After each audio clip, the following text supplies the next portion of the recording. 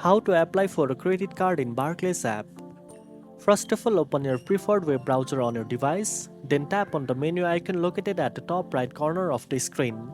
From the menu options, select Credit Cards. Under this section, choose Compare Credit Cards. You will see a list of several credit cards offered by Barclays. Here you can compare different credit cards based on features like credit limits, interest rates, rewards, and other benefits to find the best one suited for you. Once you find the card you want, tap on See Card Details to learn more about its feature and terms. Next, tap on Check Eligibility to see if you are qualified for that credit card. After that, complete all the required steps by filling out your personal and financial information accurately.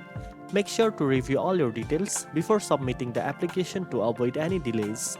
Barclays will notify you about the status of your application once it has been processed. Once you finish and submit the application, you will have successfully applied for a Barclays credit card. Now you know how to apply for a credit card in Barclays app. If you found this video helpful, don't forget to like, share and subscribe for more banking tips. Thanks for watching and I'll see you in the next one.